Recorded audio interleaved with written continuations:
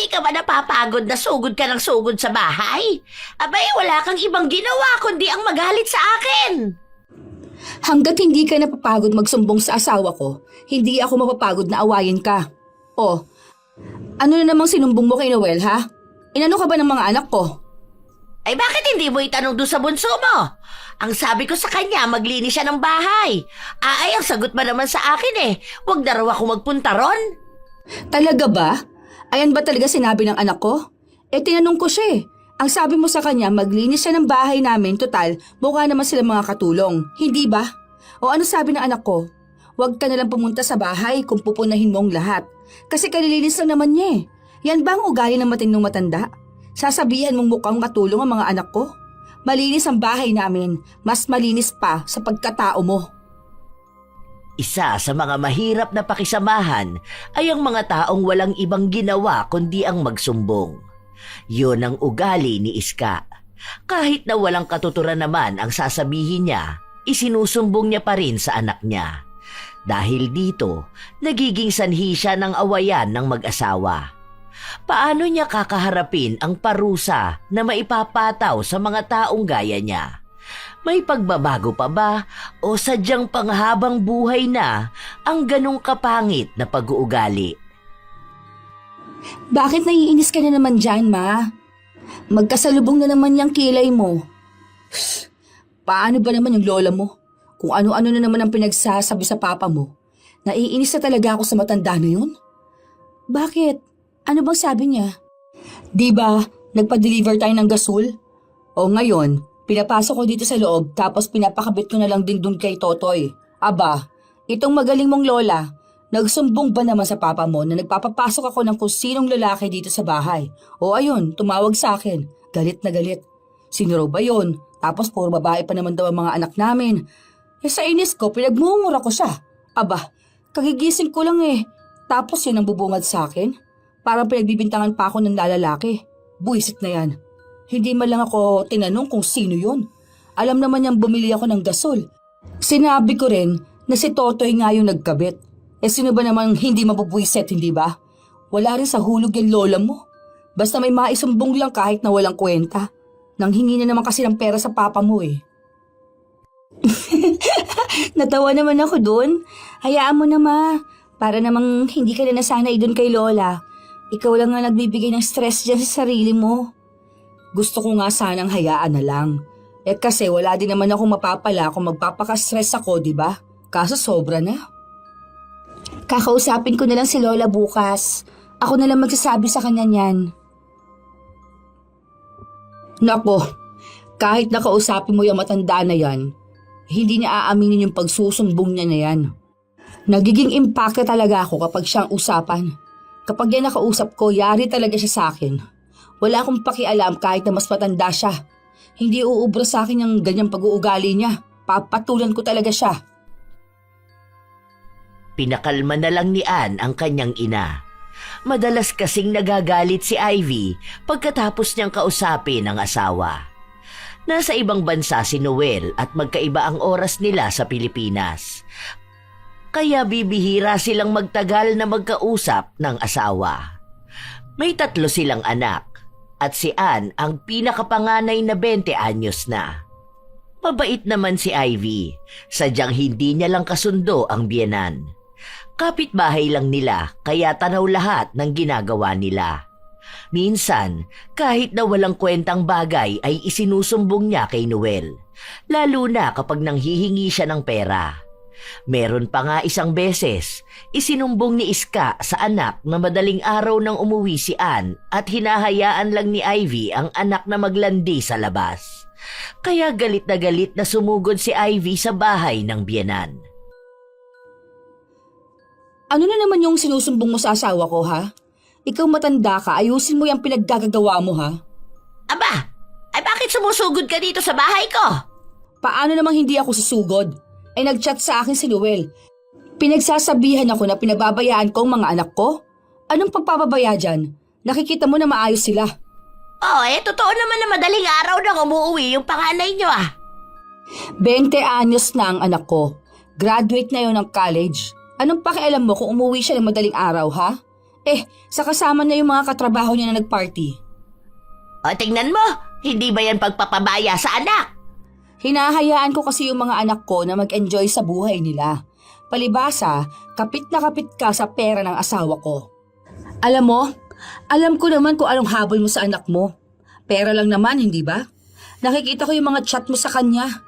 Nagpapaawa ka na may sakit ka, pero panay ka lang naman sugal. Ang tanda mo na, hindi mo pa ayusin yung ugali mo. Paano kung mamatay ka bigla, ha? Ano, si Satanas na susundo sa'yo?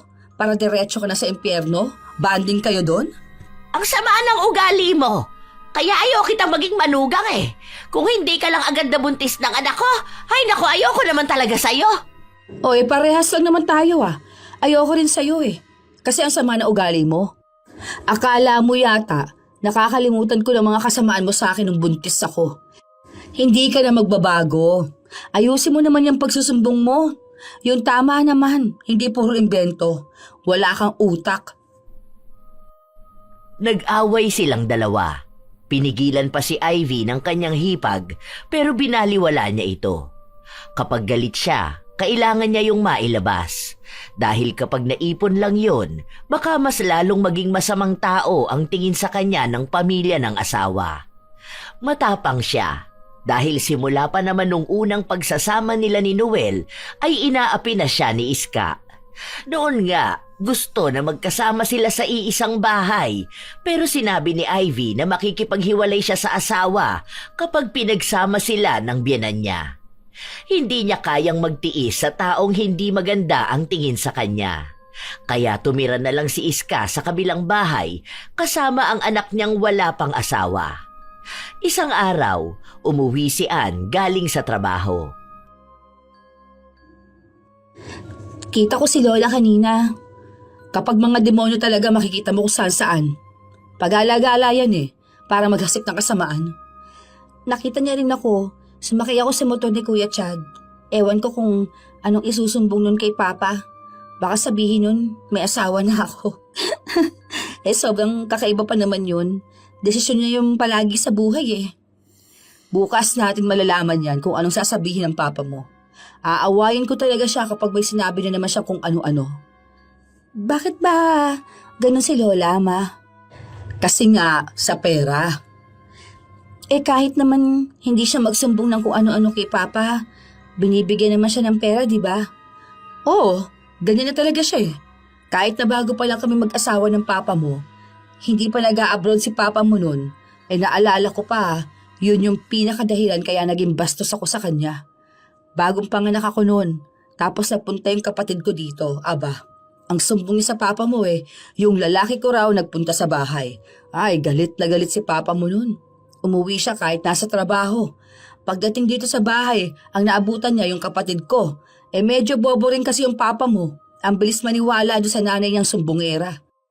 Mali-mali naman ang sinusumbong sa kanya. Hindi mo lang mag-sorry sa akin. Ayun. Kaya kahit ganyan na edad niya, sasagutin ko talaga siya. Sabihin na nilang masama ang ugali ko, hindi naman magiging masama ang ugali ng manugang kung hindi masama ang ugali ng biyenan. Grabe naman pala yun si Lola. Ikaw talaga ang punterya niya, no? Kasi naman, breadwinner nun ng Papa mo. Nung nagbuntis ako, di nabawasan yung perang ibibigay sa kanya.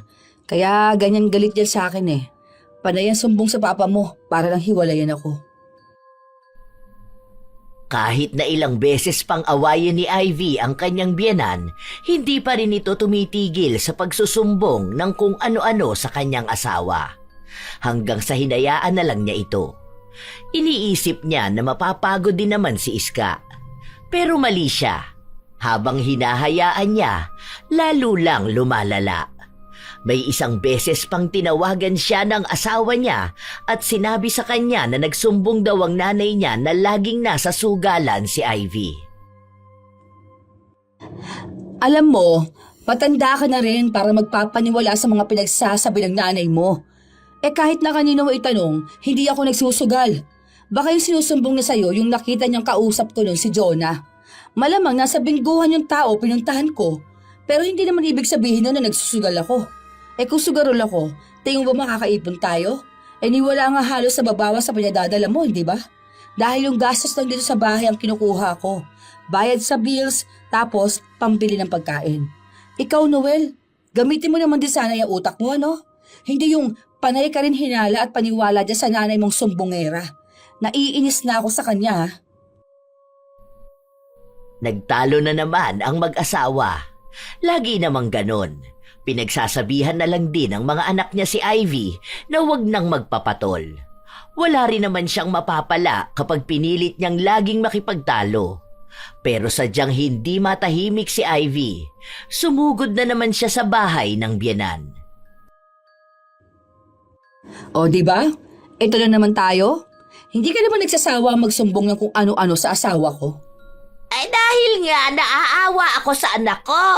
Mukha rin namang hindi na siya masaya sa'yo eh. Paano mo naman nasabi na hindi na masaya si Noel sa akin, ha? Alam mo, ikaw matanda ka. Kung may problema ka man sa akin, ako ang kausapin mo, ha? Yung mga simple na tanong mo. Kung sino yung lalaki na nasa bahay ko, kung sino yung kausap ko, kung nagsusugal ba ako. Kapag ganong mga klaseng problema sa akin ka dumiretso, ha? Kasi sa ngayon, ako ang makakasagot nun. Kasi ako yung nandito, hindi yung anak mo. Kapag ako biglang inatake rito, isusumbong kita sa anak ko. O bakit? Kahit naman hindi ka atakihin, wala ka namang ibang alam na gawin kundi ang magsumbong, di ba? Nabibigyan ka ba ng extra na buhay kapag may sinusumbong ka, ha? Bakit ba palagi mo na lang ako minamasama? Concerned lang ako. Aba malay ko kung nagsusugal ka talaga, di ba? Baka masayang lang yung pinaghirapan ng anak ko doon sa ibang bansa. Ang sa akin lang, gusto ko maging aware yung anak ko sa mga nangyayari dito. Hindi mo dapat ako inaaway dahil ang sa akin lang, yung ano sa pamilya nyo. Yung ano? Yung gulo sa pamilya namin?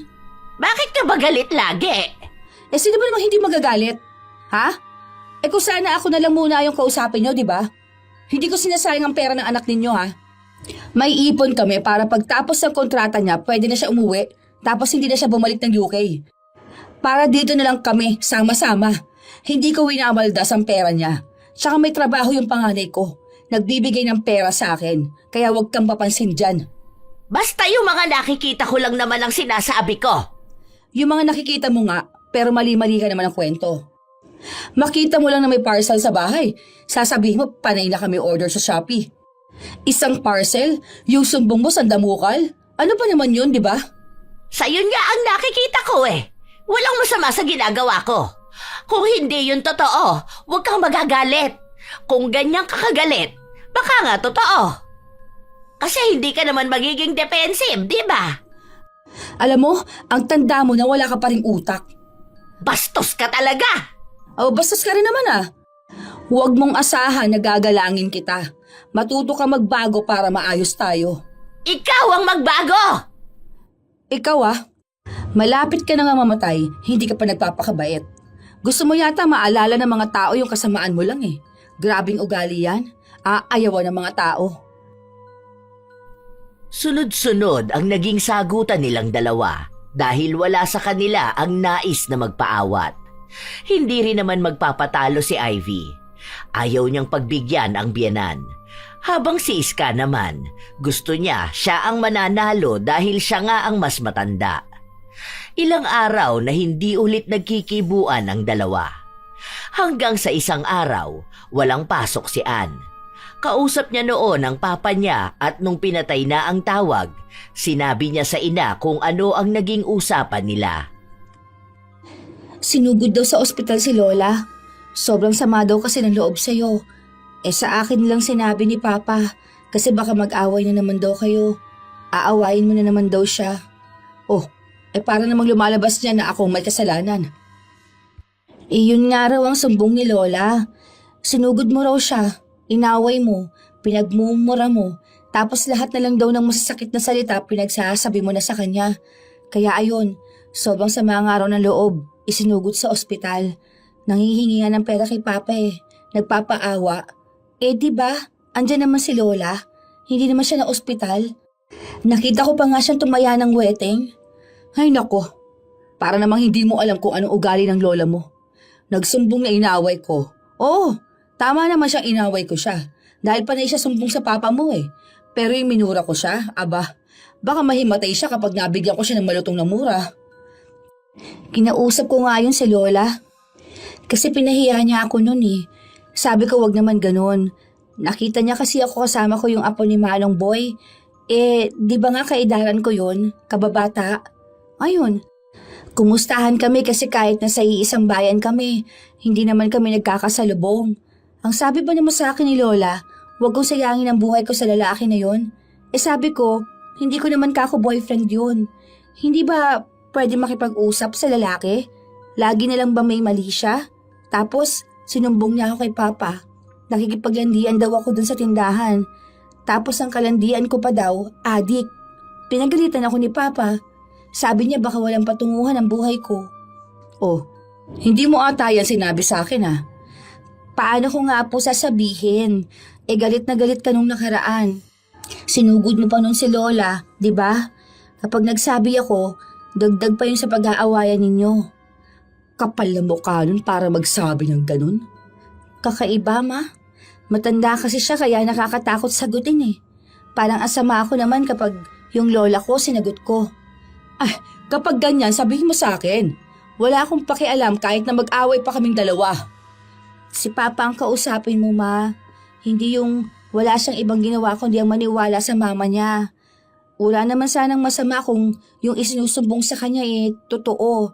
Kaso, mas naniniwala pa siya doon kaysa sa sinasabi natin sa kanya. Sumasama talaga ang loob ko sa kanya, ma. Pauwi na siya March, diba?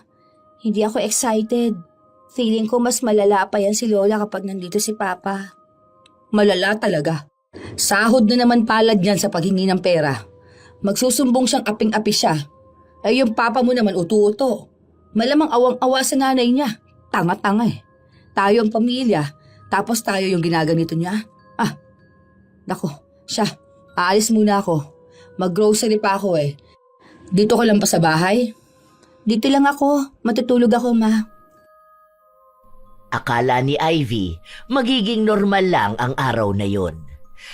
Dahil hindi niya nasalubong ang biyenan niya hanggang sa makauwi siya. Noong kinagabihan, nakatanggap siya ng mensahe mula sa asawa niya kung bakit daw marumi ang bahay nila. Hindi ba raw tinuturuan ang mga anak nila na maglinis? Galing daw sa bahay nila si Iska.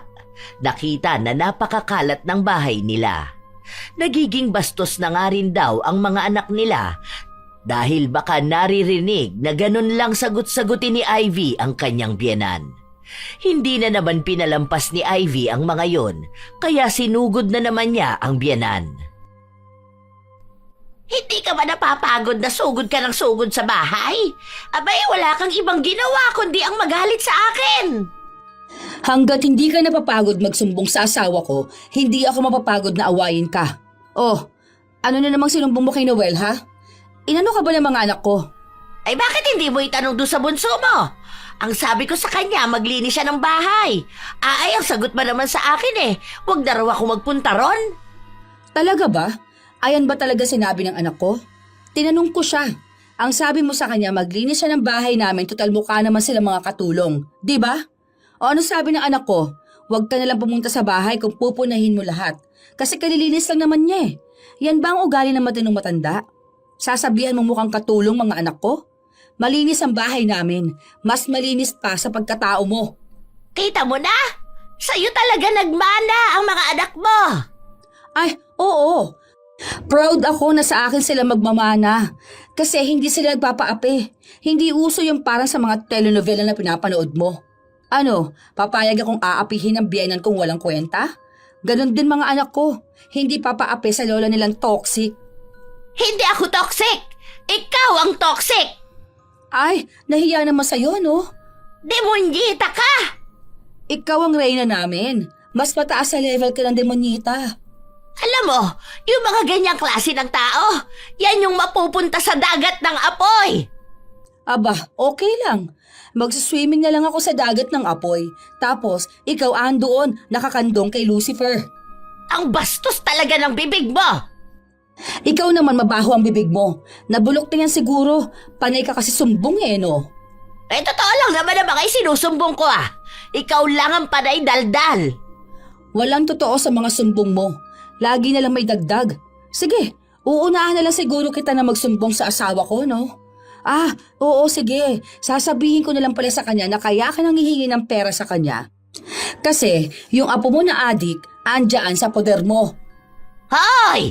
Hindi adik ang apo ko! Munti ka na nga yung matukhang, di ba? Hindi pa ba siya adik? Tsaka ako na bahala. Magsusumbong na lang ako sa asawa ko para naman hindi ka na niya mabigyan ng pera.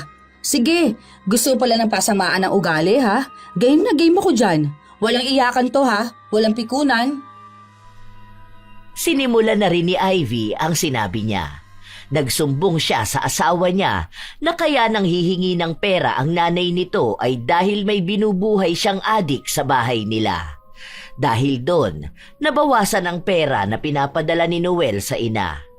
Inutusan niya rin ang asawa na siya na lang ang bibili ng grocery at gamot para hindi na magalaw at magamit sa maling paraan ang pera. Dahil doon, si Iska naman ang sumugod sa bahay nila at galit na galit sa kanya. Papansin ka rin talaga no? Gusto mo kasi, sa'yo lang napupunta lahat ng pera. Mukha kang pera! Proud din naman ako na mukha akong pera, no? Tsaka, pera naman yun ang asawa ko. Dapat alam ko rin kung saan napupunta yung pinaghihirapan niya. Kasi naman, kung ibibigay mo lang sa isang adik, lugi naman yung nasa ibang bansa, di ba? Tapos, dito, yung mga anak namin, tinitipid din namin. Hindi maluluho. Tapos, ibibigay niya yung pera sa may bisyo. Konting hiya naman dyan, ha? Ikaw ang mahiya! Dahil bastos ka! Sumbongera! O ngayon na ginagawa yung gawain mo, magagalit ka? Di ba ang sabi ko, huwag ka mapipikon? Palagi mo ba naman kasi akong iniinis eh? Alam mo na nga na demonyita ang manugang mo. Sige! Makakabawi rin ako! Sasabihin ko sa asawa mo na nag-a-addict na yung bunso mo! Talaga ba? Alam ng asawa kong hindi yun gagawin ng anak namin. Huwag ka dyan. Kausap niya palagi ang mga anak niya. Okay lang. Marami pa naman akong pwedeng isumbong sa kanya eh. Wala kang kwentang tao! Pareho lang tayo, no? Nakakita ka lang talaga ng katapat mo. Hindi mo naman pala kaya. Matapang ka lang dahil matanda ka. Ilang araw pa ang lumipas. Wala silang ibang ginawang dalawa kundi bantayan ang buhay ng isa't isa. Kapag may isusumbong si Iska, magsusumbong din naman si Ivy. Kapag may sumbong siya, sinasabi niya rin sa mga anak niya.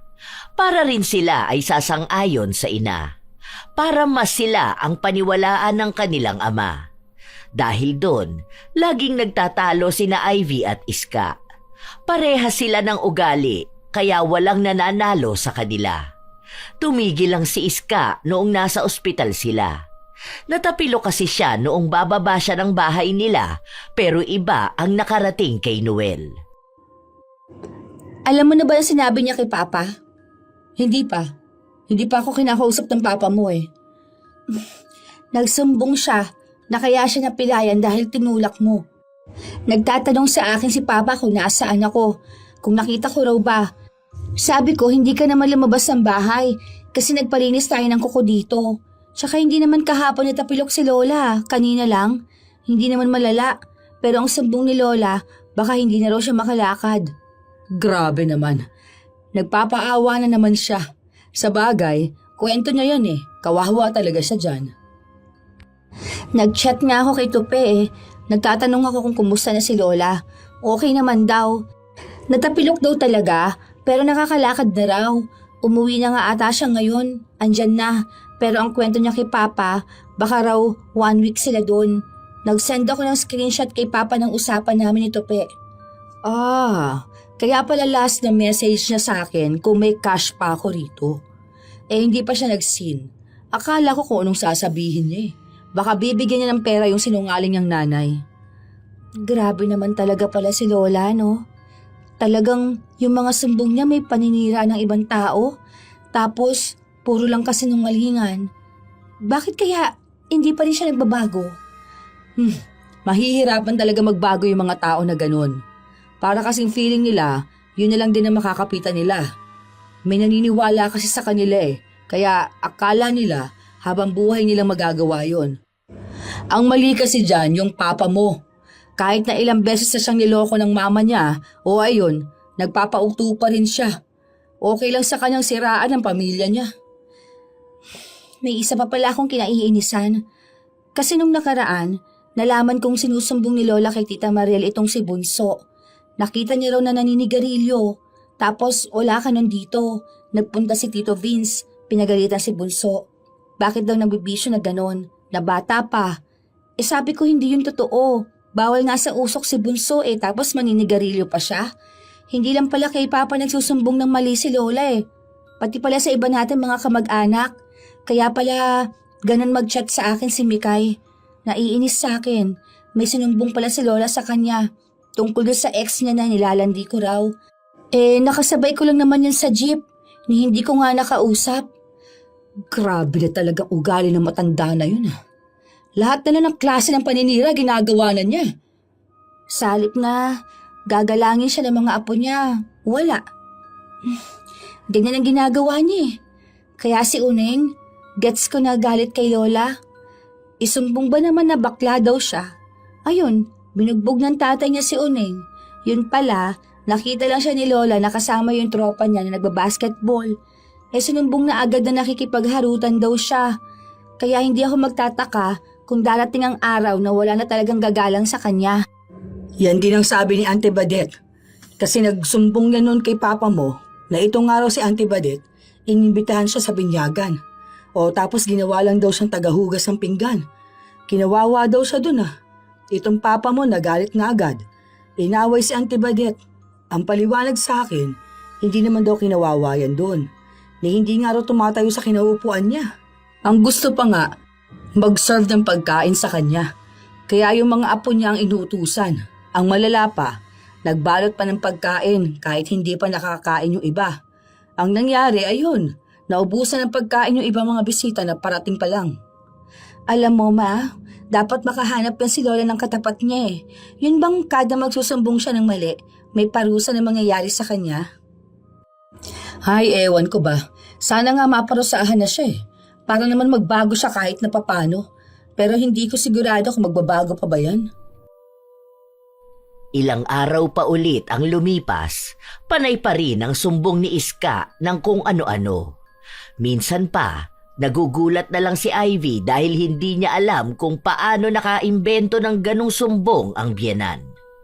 Iniisip niya na lang na tinuturuan din yon ng iba nilang kamag-anak na naghihintay rin ng bigay ng asawa niya. Isang gabi, magkausap ang mag-asawa patungkol sa negosyo na gusto nilang simulan. Paghahanda na yon para sa pag-uwi ni Noel. Bale, i-order ko na to Para kapag dating mo, makikita mo na ang itsura nito. Mga 1 month pa kasi bago dumating Tapos December ngayon, ang daming holiday niyan. Para kung January katapusan ang dating nila. Mga March, nandito ka na.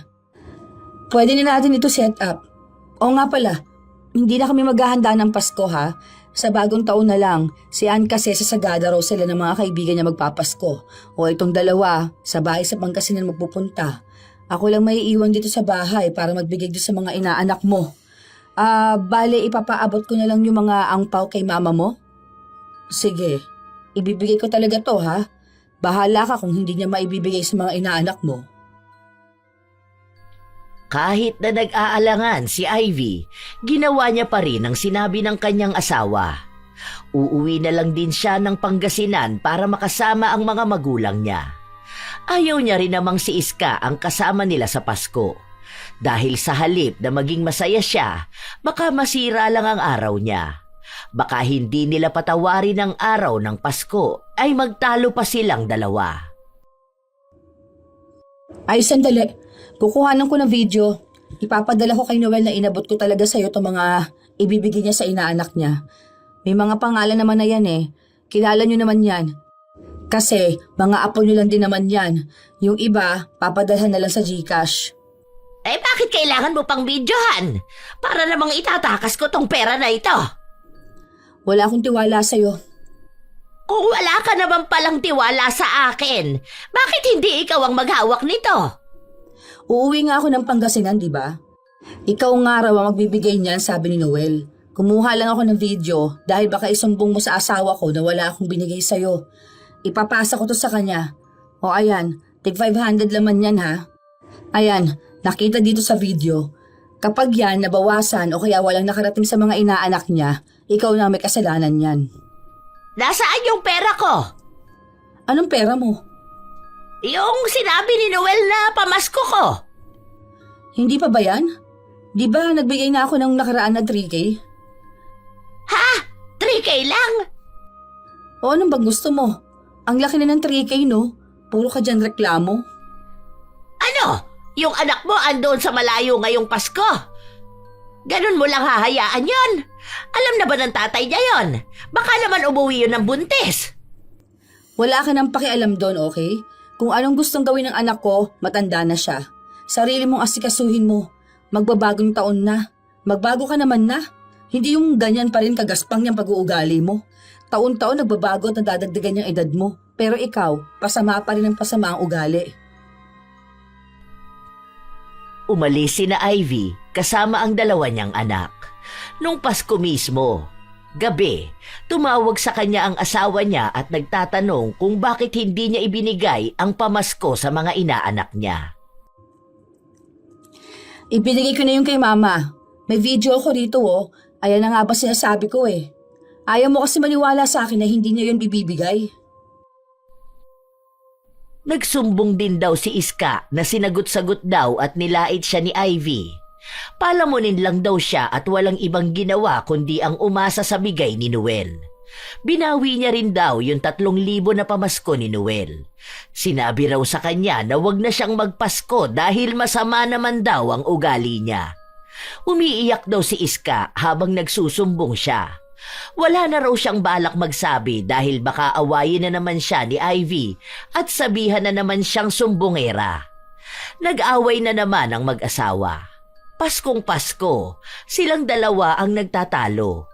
Kaya sa inis ni Ivy, tinawagan niya ang anak niya.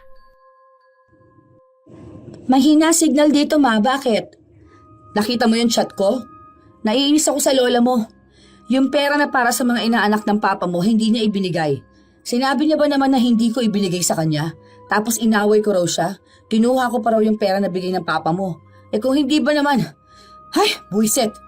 Ma, Pasko ngayon. Huwag ka na magpaka-stress dyan. Wala naman tayong magagawa eh. Ganyan na ang ugali ni Lola. Ano, hahayaan ko lang siya? Ganun ba? Makakakita rin po yan ang katapat niya. Wait ka lang. Sa susunod niyan, uuurin na yung bibig niya dahil puro sa sumbong ng mali. Ay, sana nga. Gusto kong makita na bubulok yung bibig ng matanda na yon para makaganti man lang ako sa kanya. Wala talaga siyang alam gawin eh, kundi sirain ang araw ko. Ang layo ko na nga sa kanya, ganyan pa rin siya sa akin. Tingnan mo, may bago na naman tong isusumbong sa papa mo sa New Year. Magpapaawa na naman yan. Sana masabugan ng paputok ang bibig nun eh. Salpakan ko kaya ng pikulong bibig niya. Ewan ko kung makapagsumbong pa yon.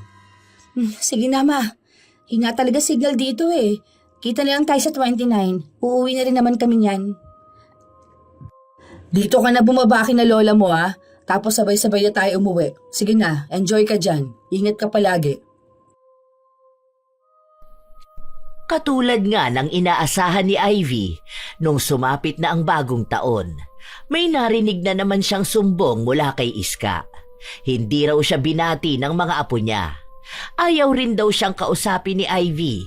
Pinipilit niya naman daw na magkaroon sila ng maayos na relasyong dalawa. Pero tanging si Ivy ang nagiging masama sa kanya. Kahit daw handa ay ayaw siyang bigyan. Pinagsaraduhan din daw siya ng pinto. Kung ano-anong sumbong na hindi lang kay Noel sinabi, kundi halos sa buong ang kanila. Ano ba naman to si Lola? Nag-send ba naman ng sumbong niya dito sa GC? Para namang inapin natin siya. Unang araw pa lang ng taon ah. Hindi ba to nagpapahinga? Gusto niya ba na palagi mangiinis sa atin? Gusto pa naman na sana ng good vibes ngayong taon na to. Kaso sa nalubong natin na bad trip tayo, hindi mo lang pinagpabukas eh. Ganyan yan palagi, taon-taon na lang. Alam ko na yan, ganyan din naman yung ginawa niya last year, di ba? Nagsumbong sa papa mo na hindi natin siya binati, na masama ang loob niya sa atin at lalo na sa inyo dahil mga bastos kayo. Ayan, nagsumbong din pala kay tita. Sabi pa niya, inaaway natin siya ngayon. Hindi pa nga tayo lumalabas ng bahay. Ay, ewan ko ba, hindi lang siya buong taon ganyan. Buong buhay na niya. Nagbigay siya ng stress. Ang sarap ng kain ko na salad ko nakakainis. Hindi nila kinikibo si Iska. Iniisip nila na baka sa ganong paraan ay tumigil na ito sa paninira sa kanila. Pero hindi. Lumalala pa. Sinasabi niya sa iba pa nilang kamag-anak na iniirapan siya palagi ni Ann, kahit na ang totoo ay hindi naman sila nagkakasalubong na dalawa. Hanggang sa dumating ang isang araw na tila ba nanunuyo ang labi ni Iska. Nakita yon ni Ivy nung nagkasalubong sila sa tindahan. Mukha yatang nanunuyo at nagsusugat na yung labi mo dahil pagod na yan magsalita ng mga kasinungalingan. Hindi mo ba naman pinagpapapahinga Panay ka ba naman sumbong? Nakita mo na? Ayan! Ganyang kakasama sa akin! Isusumbong na naman niya yan, Sasabihin niya, pinagtatawanan ko yung sakit niyang yan, kahit na hindi naman totoo. Mabuti sana kung ikaw ang nahihirapan at nasasaktan di ba? Ang hapdi-hapdi na nga ng labi ko! Yan, sumbong pa more. Ilang linggo lang ang lumipas, nabalitaan ni Ivy na may maliliit na uod na lumalabas mula sa mga sugat sa labi ni Iska. Nalaman niya yon sa isa nilang kapitbahay. Nakita raw kasi nito ang maliliit na uod. Agad na kumalat ang balita na yon. Ang akala ni Iska, ang manugang niya ang nagpakalat nun. Isinumbong niya agad kay Noel na nagpapakalat ng maling chismis si Ivy. Kaya nagpunta si Ivy sa bahay ng biyenan. Ano yung sinasabi mong ako ang nagpapakalat na inuuod yung bibig mo? Ano namang alam ko dyan? Huli ko na nga rin niya nalaman Hindi nga ako naniwala nung sinabi sa akin. Tapos ang sumbong mo kay Noel, ako yung nagsabi sa buong mundo? Grabe ka na ni hindi nga kita pinakikialaman sa buhay mo Wala nga kaming balita sa'yo. Ayun na nga Wala na nga kayong balita tungkol sa akin, pero nagpapakalat pa kayo ng mga baling balita. Hindi nga kami yun. Huwag kang magsumbong ko kani-kanino. Dahil una sa lahat, kung ano man ang nangyayaring yan sa'yo, kagagawan mo yan. Buti nga sa'yo. Ang sumbongera mo kasi. Ayan, inuod na ang labi mo. Bulok naman kasi ang ugali mo. Hindi ka na talaga naaawa sa akin no? Maawa man ako sa'yo o hindi, iisa lang naman ang mangyayari, di ba? Isusumbong mo pa rin sa asawa ko na minamaltrato kita. Di totohanin na lang natin masama ako. Total, naikwento mo naman na sa kanila na wala akong kwentang manugang. Umalis ka na nga dito! Hala. Oo nga, may lumalabas sa uod sa labi mo. Hala, Kadiri. Bakit naman ganyan yan? Hindi yan uod! Namumuti lang talaga yan! Hindi uod pero gumagalaw nga. Ayan yak! Ay! Buhay ka pa, inuud ka na. Ayan nahulog na iyo. Inis na inis si Iska sa kaartehan ng manugang, kaya pinagtulakan niya ito palabas ng bahay niya. Nakarating naman agad kay Noel ang nangyari. Sinabi ni Iska na pinandidirihan daw siya ni Ivy kahit na hindi naman totoo na may uod na lumalabas sa bibig niya. Kaya sinabi ni Ivy na totoo naman na may uod na lumalabas sa bibig ni Iska. Pag-uwi raw ni Noel, siya mismo ang makakakita nito. Ilang buwan pa ang lumipas hanggang sa nakauwi na nga si Noel. Mas malala na ang sugat sa labi ni Iska. Mas marami na ang uod na lumalabas doon. Sinasabi niya na kumikirot yon at masakit. Minsan nga, hirap pa siyang maibuka ang bibig niya. Pinatingin na yon sa doktor pero wala namang makitang lunas. Binibigyan lang siya ng gamot na pamahid. Yung labi ni Lola, grabe na raw. Parang paubos na. Ayan pinadala niya yung picture kay tita. Nagsusumbong na nandito na raw si Papa pero pinapabayaan daw siya. Dahil ayaw mo siyang ipagamot. Nangihinayang ka raw kasi sa pera hindi mo naman daw yung pera? Ah, ako pa talaga? Sino bang sumama sa kanya nakaraan sa ospital? Di ba ako naman? Ayan, kaya hindi gumagaling yung sakit niya. Panay ba naman siya sumbong? Sinisiraan niya talaga ako Ang kapal naman ng pagmumukha niya. Hindi ko naman siya inaano. Paubos na yung labi niya Kinikilabutan ako pag nakikita ko. Sa picture pa lang na to. Naku, paano pa kaya sa personal no? Sobrang sakit siguro nito. Ay, ewan ko ba? Parang hindi ko matiis to kinikilabutan naman ako. Mas grabe yan sa personal. Makikita mo yung uod talagang parang kinakain yung laman niya. Ako pa nga yung naglinis nun dahil takot ang mga tao dun sa bahay niya. Tapos ako pang sisiraan niya. Kahit nga diri ako nung isa-isahin ko pang alisin yung mga uod na yun para lagyan ng gamot yung sugat niya. Grabe naman pala si Lola talaga. Parang namang ang laki ng problema niya sa'yo. Ewan ko ba dyan? Kapag ako atang sinusumbong niya, marami ang kumakausap sa kanya Hindi na lang siya magpasalamat sa akin na kahit demonyita ako, may pakialam pa rin ako sa kanya. Kung hindi naman dahil sa akin, hindi malalagyan ng gamot at malilinisan yung sugat niya, Ang hirap na raw siya magsalita ngayon. Oo, nakadikit kasi yung labi niya. Kapag matagal siyang hindi nagsasalita, ayun, nakatikom ba? Parang natutuyo yung dulo ng labi niya Tapos ayun, magdidikit. Kapag nagsalita siya, hihiwala yun, so masakit. O parang parang binabalatan mo yung sugat mong katutuyo lang. Hindi ko alam bakit hindi nawawala yung uod Walang langaw dun sa kwarto niya Naka-aircon pa siya dun. Ang baho nito. Sobra. Yung papa mo nga hindi matagalan dun Amoy sugat talaga. Lalo na kwarto niya. Parang nabubulok na laman. Ganun kabaho. Kaya nga walang mga anak o apo niya ang gusto maglinis ng sugat niya.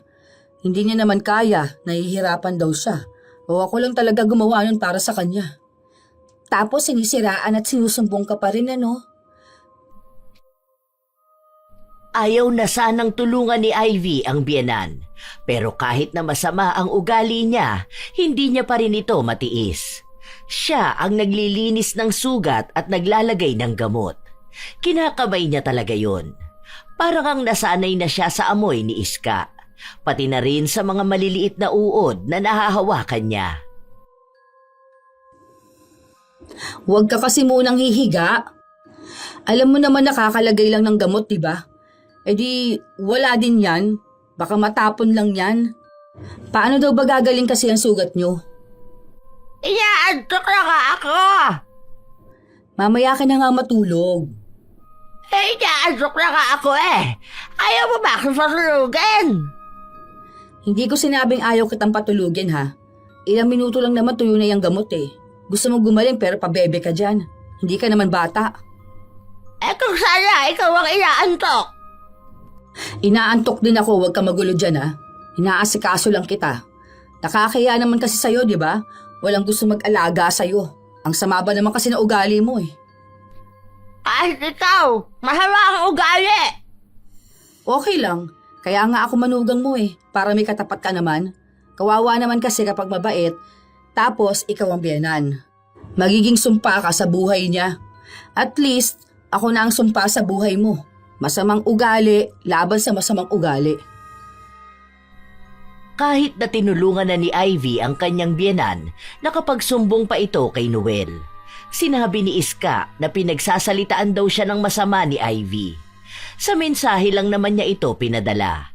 Sinabi niyang sinasaktan siya ni Ivy. Hindi naman daw talaga inaayos ang paglilinis ng sugat niya, kaya raw yun inuuod.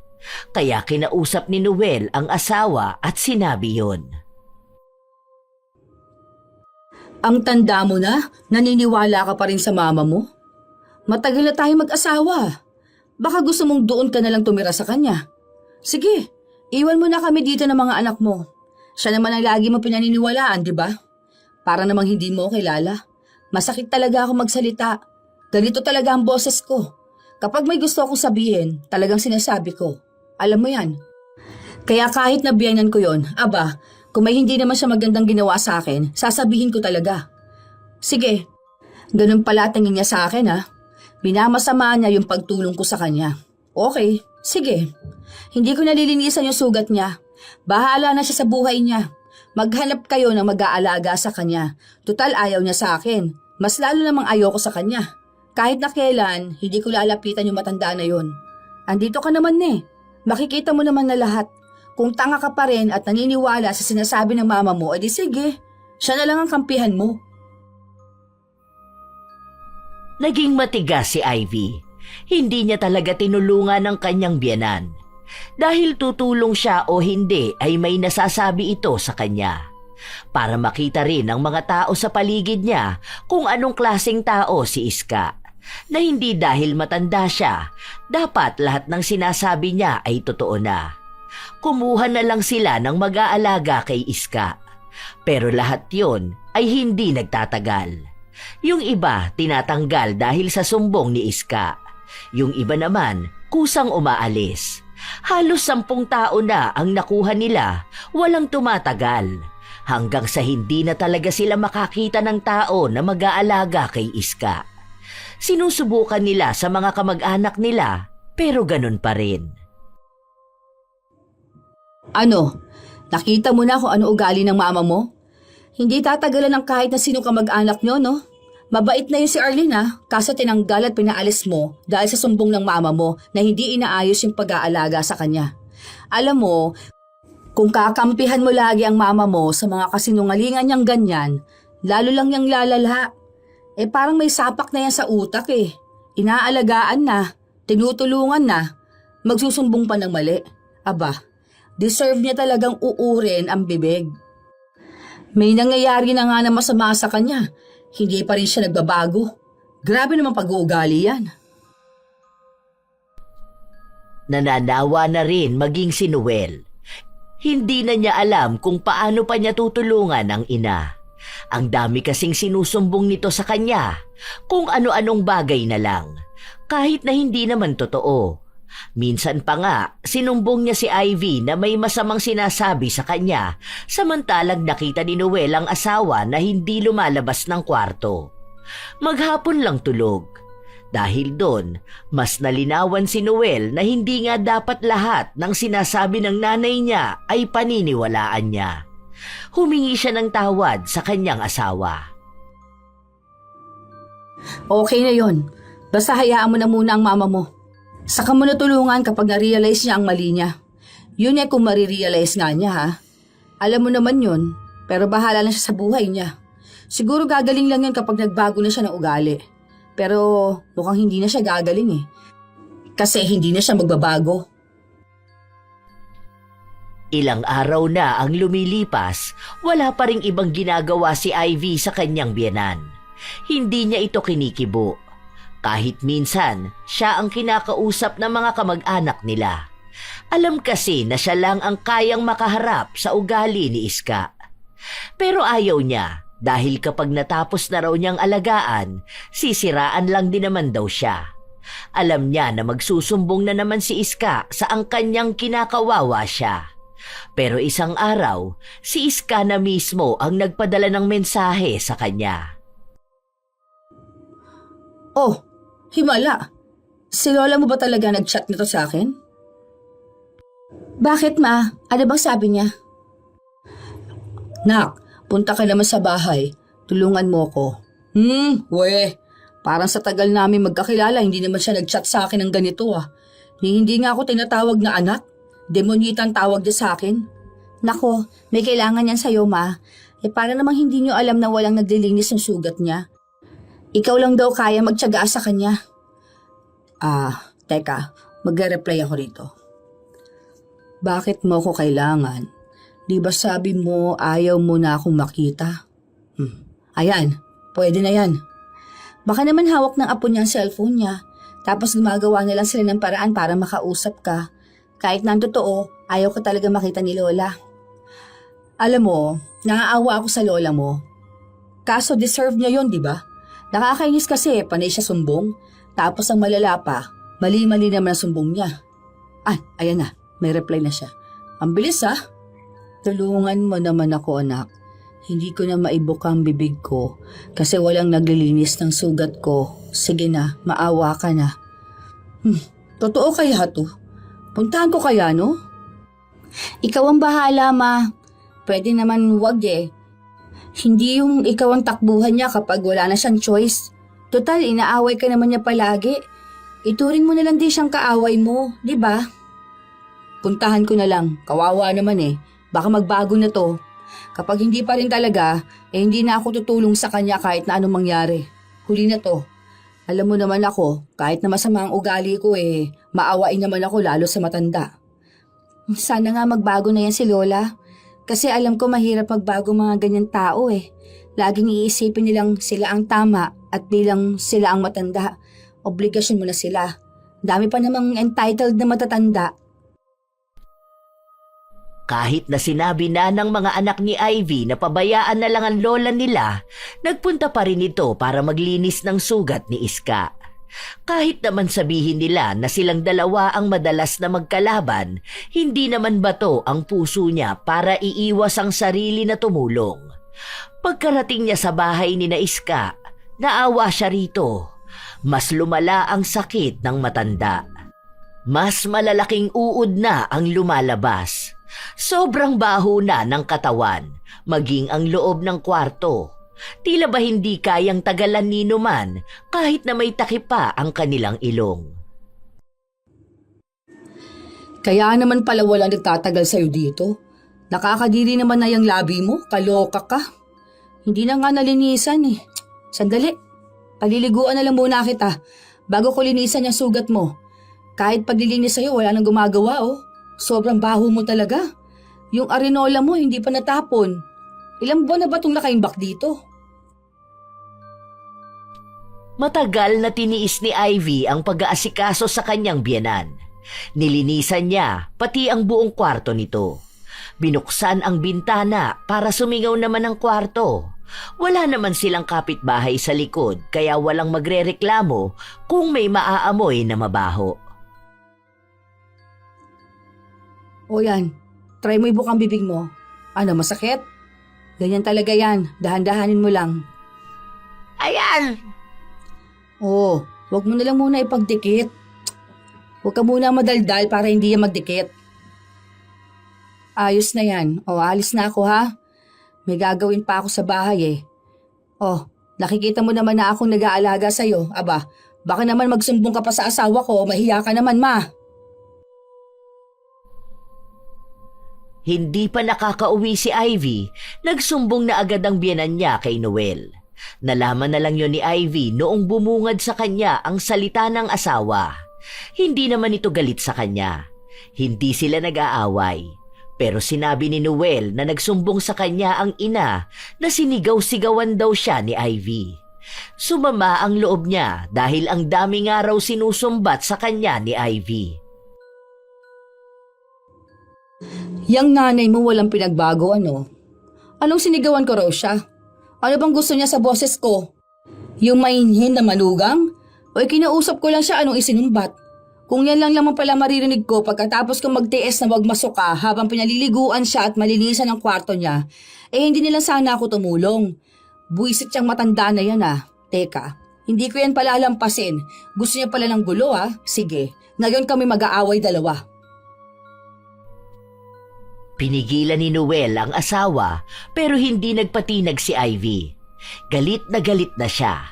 Pagpasok niya sa kwarto ni Iska, nagtatype na ito sa kanyang cellphone. Mukhang may isusumbong na naman ito. Ano? Kanino ka na naman magsusumbong na may maltrato kita ha? Na inaaway kita, na sinisigawan kita? Sige! Ngayon tototohanin na lang natin ang lahat. Buisit kang matanda ka? May masama na nga nangyayari sa'yo, hindi ka pa rin nagbabago. Hindi mo ba ako nakikita, ha? Hindi mo ako nakikita? Walang ibang gustong tumulong sa'yo. Kahit mga kasama mo dito sa bahay, tapos ako na nagmamalasakit lang, gusto mo pang siraan sa lahat? Wala naman akong pakialam kung pangit ang tingin sa akin ng ibang tao dahil wala akong pakialam sa kanila. Hindi ko lang tanggap, ang bait ko na nga sa'yo, ganyan ka pa. Huli na to. Kahit na anong gawin mo, hindi na kita tutulungan. Kahit na uurin pa yung buo mong katawan, ang sama ng ugali mo matanda ka. Alam mo na nahihirapan na ako. Nagdaldal ka na. Ay oo talaga. Magdadaldal ako hanggat gusto ko. Isusumbong mo rin naman ako sa asawa ko na inaaway kita Tututuhanin ko na lang. Para kahit pa paano, alam kong totoo yung sinumbong mo. Kapal lang mukha mo. Ako na nga lang nagtitiis sa'yo. Kaya ayaw ka ng mga kasama mo kasi ganyan ka. Alam mo, kaunti na lang ang nalalabi mo sa mundo. Hindi mo pa ginawa maganda yung maaalala namin tungkol sa'yo. Totoo naman na masama ka sa akin Hindi lang naman ako masama sa'yo. Lahat ng nakapaligid sa'yo masama sa'yo. Alam mo kung bakit? Kasi masama ka rin sa amin. Hindi naman ganyan ang mga tao sa'yo kung mabuti ka, hindi ba? Ako aaminin ko, masama ang ugali ko. Pero sa mga taong masasama lang ang ugali. Hindi mo ba pansin? Galit ako sa'yo, pero naaawa pa rin ako sa'yo. Hindi nga dapat kita tinutulungan Kasi kung tutuusin, hindi naman kita kaano-ano. Maliban sa nanay ka ng asawa ko. Wala naman akong pakialam dapat sa'yo Pero nandito ako, nagtitiis dyan sa mabaho mong sugat. Noon, nagtsatsaga lang ako sa mabaho mong ugali. Kakaiba ka rin talaga Bahala ka na sa buhay mo. Hindi na kita tutulungan, kaya ganyan na nangyayari sa'yo kasi hindi ka nagbabago. Tama lang yan sa'yo. Magdusa ka na lang. Hindi mo rin naman gustong magbago Hindi ka obligasyon ng kahit na sino. Galit na umalis si Ivy. Pinanindigan niyang hindi na siya tutulong kay Iska. Kahit kasi matapos ang pangyayari na yon, panay pa rin sumbong si Iska sa mga anak niyang wala man lang tumutulong sa kanya. Hindi na nga raw siya matulungan ni Ivy, lagi pa siyang inaaway. Wala naman na siyang pakialam dahil ayaw niyang magpapatol sa biyenan. Lalo na at magsisimula na rin ang kanilang negosyo. Nanawa na ang mga tao kay Iska. Maging ang mga anak niya ay hindi na naniniwala sa mga sumbong niya. Para bang kaunti na lang ay aabandonahin na rin siya. Kaya ang ginawa ni Iska, nagsumbong siya sa ibang tao. Nakarating pa ito sa ahensya na nangangalaga sa mga matatanda. Isinumbong niyang pinababayaan siya ng mga anak niya. Walang gustong mag-alaga sa kanya, kaya kinausap si Noel. Pero sumama si Ivy para patunayan na inaalagaan ng nanay niya pero si Iska ang walang kasiyahan. Hindi yan totoo. Ilang beses namin namasukan para mag-alaga dyan sa biyenan ko, pero ayaw niya. Laging umaalis kasi nga masama ang ugali niya. Alam nyo, hindi lahat na matanda nakakaawa. Yung ibang matanda masyadong entitled. Nakita mo na? Ganyan ka talaga sa akin? Ganyan ka kumausap ng biyenan mo? Pwede kang ipabigay dyan sa mga nangangalaga na yan. Ewan ko kung mapagtiisan ka nila. Sige, kunin nyo na yan. Kayo mag-alaga dyan. Paano ba mag-donate sa inyo? Para may panggastos kayo sa matanda na yan. Hindi ka na naawa. Kaya nga kinakausap ang anak ko. Hindi naman ikaw. Ako naman ang asawa niya. Kasal kami, kaya may karapatan din ako sa mga desisyon niya. Total, gusto mo naman yung kaawaan ka, di ba? O ayan, may mga totoong nurse na mag-aalaga sa'yo doon. Ewan ko na lang kung hindi magsumbong ka pa na minamaltrato ka nila. Hindi inaasahan ni Iska na papayag ang mga anak niyang isama siya sa bahay ng mga matatandang may sakit at tila inabandona ng pamilya nila. Ang sabi nila, pwede silang magbigay ng pera para sa gamutan ni Iska. Ayaw na sumama ng matanda pero wala na siyang nagawa nung pumirma na ang mga anak niya. Akala ata ni Lola kapag nagsumbong siya, ipapaobliga sa mga anak niya ang pag-aalaga sa kanya.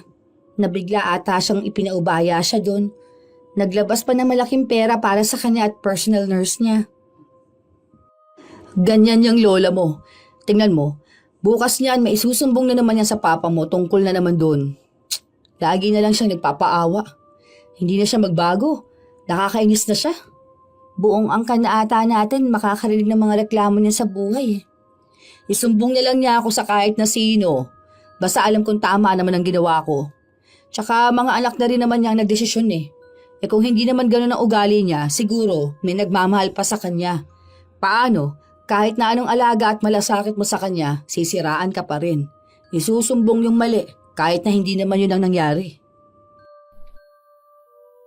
Katulad nga ng inaasahan nila, nagsumbong si Iska. Sinabi niya na masama ang ugali ng mga nurse. Sinasaktan daw siya. Kung ano-ano pang salita ang sinasabi sa kanya. Pero nung dalawin siya doon, maayos naman siya. Mabait naman ang mga nag-aalaga sa kanya. Talagang si Iska ang may problema. Kaya kahit na anong sumbong niya, wala nang handang makinig sa kanya. Kung kani-kanino na lang din siya nagpapaawa. Bilang matanda, may naawa sa kanya. Pero di nagtatagal ay nakikita rin kung ano ang tunay niyang pagkatao. Halos 1 taon siyang nanatili doon, pero hindi pa rin siya gumagaling.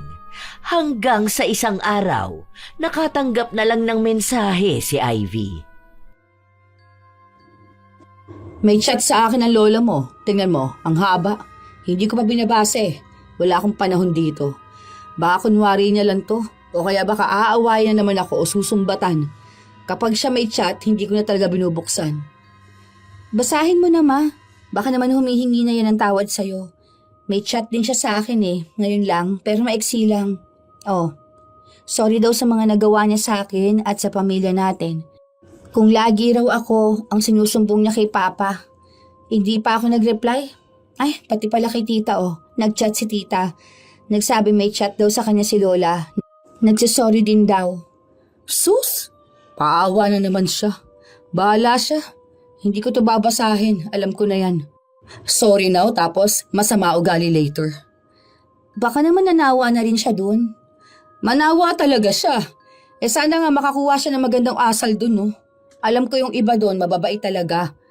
Dun ako naaawa sa mga mababait, pero iniwan ng mga anak nila. Siya, deserve niyang walang mag-alaga sa kanya.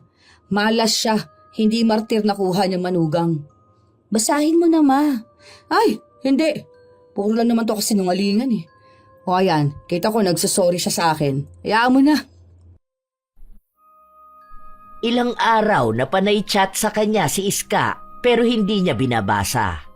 Ayaw niyang makakita ng kahit na anong kadramahan mula sa kanyang biyenan. Pero ilang linggo lang ang nakalipas para bang bigla na lang niyang naisipan na dalawin si Iska. Malala pa rin ang lagay nito. Sobrang payat na niya dahil hirap na siyang makakain. Doon lang nakaramdam ng awa si Ivy.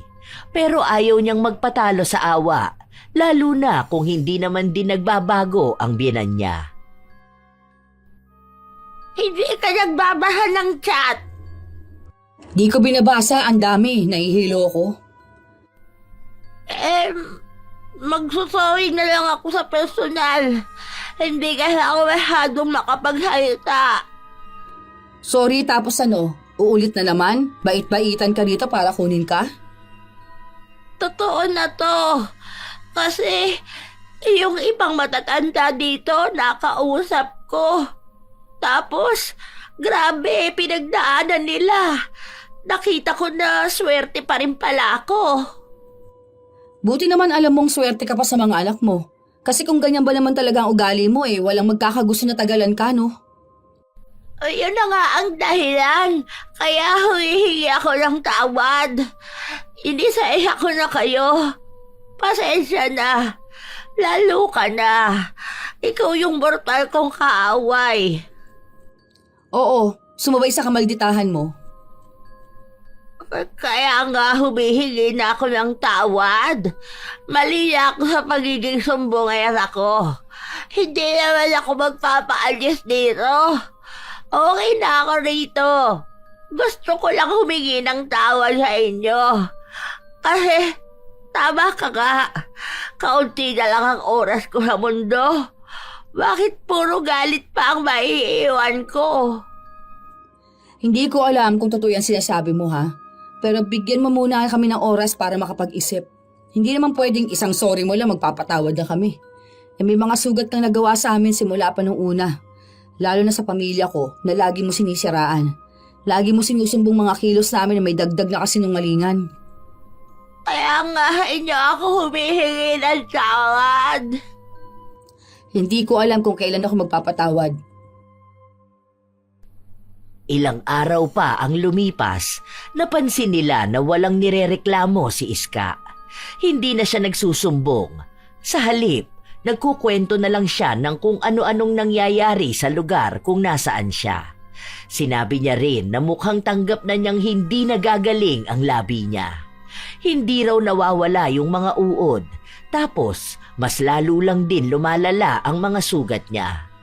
Ang isa lang sa hiling niya, sa kaarawan niya ay magkasama-sama sila. Kahit na yun na lang daw ang huling beses na magkasama-sama sila.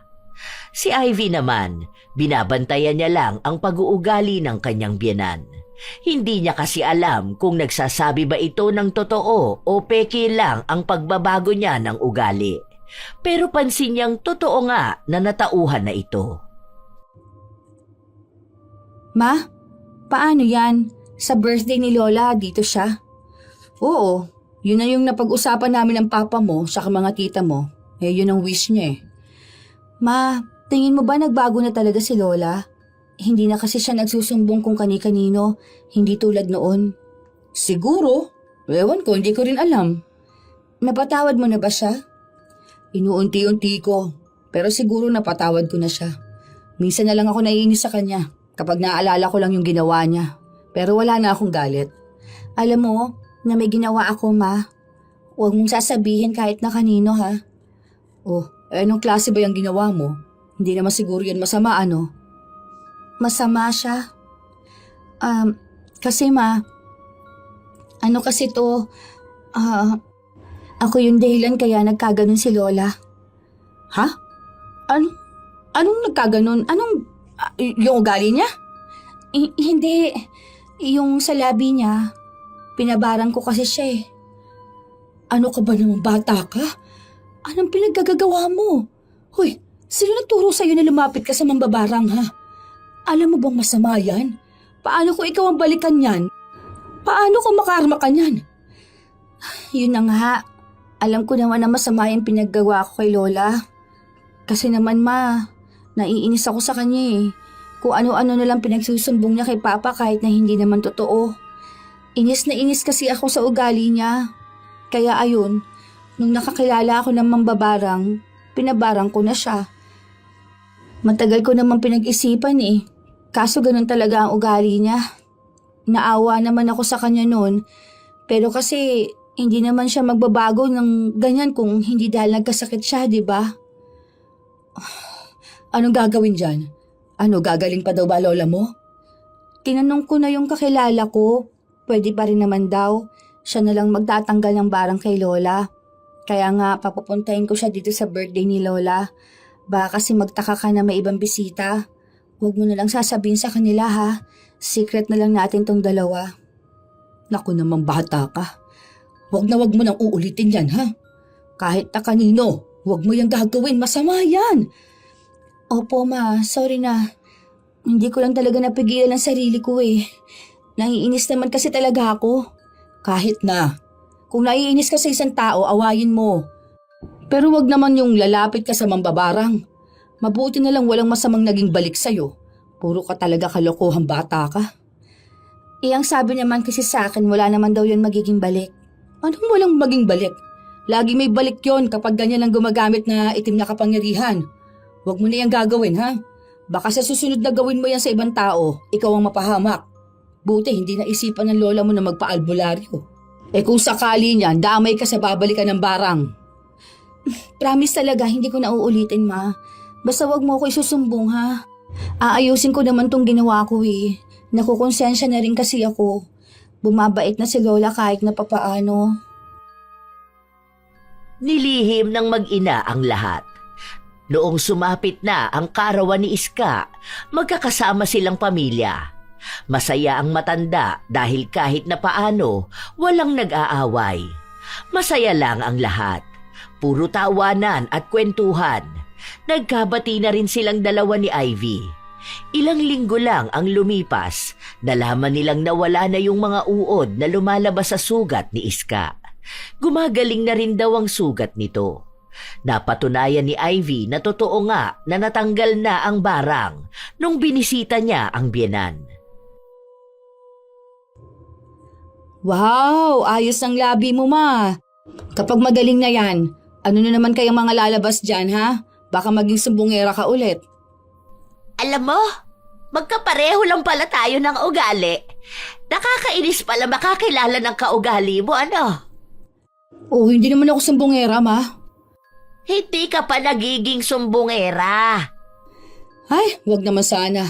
Sa maldita kong to, alam ko makakahanap ako ng malupit na manugang. Naku, mahirap kaaway ang sarili. Loko ka talagang demonyita ka. No, pero paano nga po yan, ma? Kapag okay ka na, uwi ka na? Oo yata. Parang ayaw mo pa.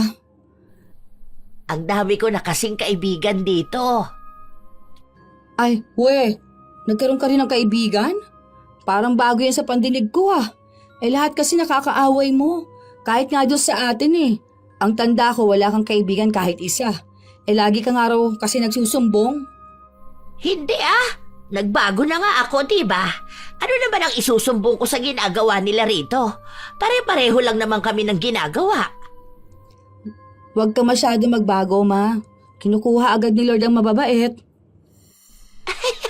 Ikaw kanina mo pa ako inaano Malamang mga matatanda kasama ko rito. Nagkakaintindihan kami. Masaya kami dito. Kapag umalis ako rito, sino na naman ang kasama ko sa bahay?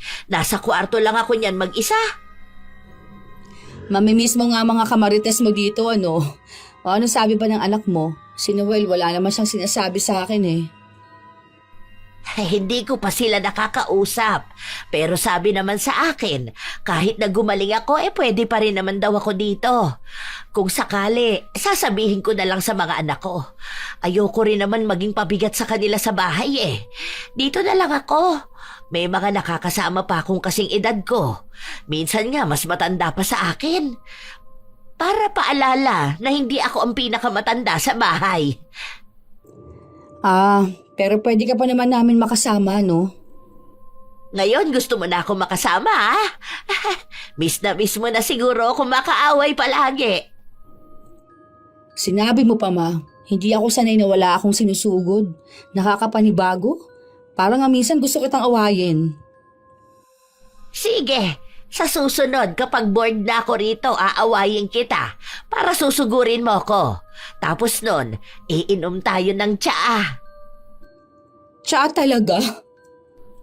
Hindi naman kami pwedeng uminom ng gin dito. Grabe naman, pati dito maglalasing pa kayo matatanda kayo, ha?